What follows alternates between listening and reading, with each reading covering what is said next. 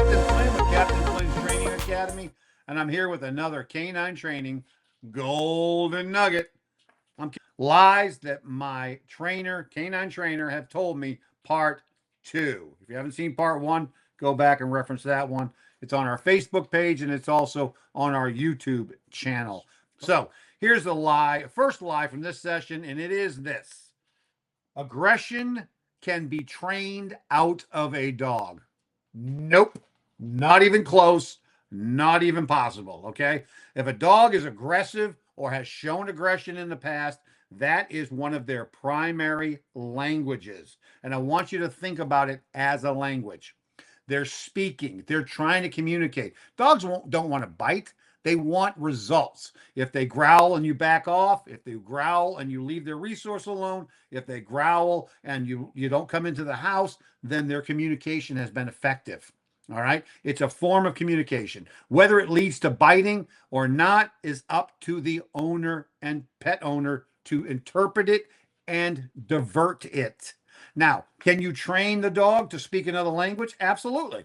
You can train the dog to speak another language, another way to communicate, a more effective way, usually through positive reinforcement, that'll work.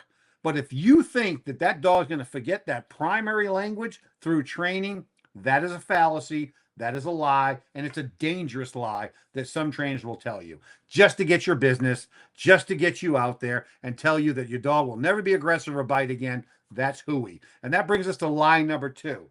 If your dog has a bite history, if your trainer's telling you that they can train that bite history out of them, or conversely, that dog will never bite again after their training, that is a lie. Okay? Through training, I'm talking basic obedience training, you can make a dog with a bite history more manageable. That's a fact. You can do that. But I would like you to think about a cylinder weapon like a pistol. And every single time that you do a training session, you can take a round out of the cylinder. Okay, so it's much less likely to fire. But there's always going to be one round left in that chamber. And it could happen when somebody steps on the dog's foot. Somebody takes a resource it doesn't like. Somebody crowds it in its face. Somebody tries to hug it or kiss it in a different way. You can never take that last bullet out, nor can you predict when that bullet's going to go off. But as an owner, you can prevent that trigger from being pulled. And that's what your job is with a dog with a bite history. It's to know that there's always going to be a round in that chamber, and you need to prevent that trigger from being pulled by being diligent and observant of how your dog's interacting with his environment. All right. So that's another lie that you hear from trainers. Here's another one. Rescues are the best dogs. Now, listen, I love rescues.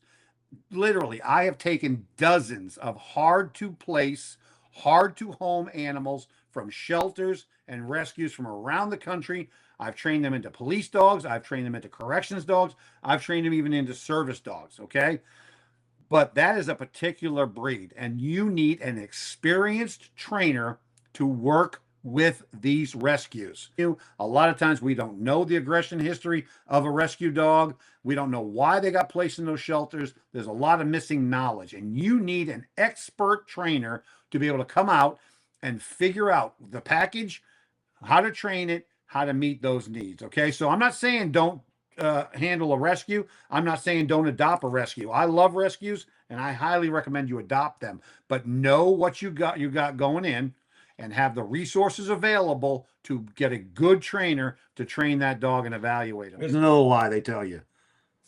Electric collars are brutal, inhumane, unusable, or not workable. That's a bunch of hooey.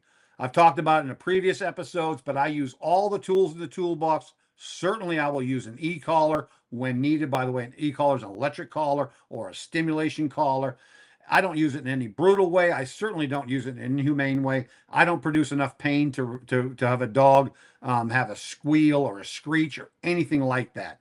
But to not use an electric collar because you think it's inhumane, you can use it as like a harness or like a flat collar or like a slip chain.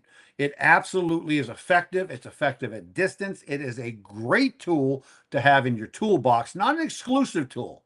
I don't believe in exclusively using e-collars, but I can tell you that it's a great tool used properly and humanely with loving leadership.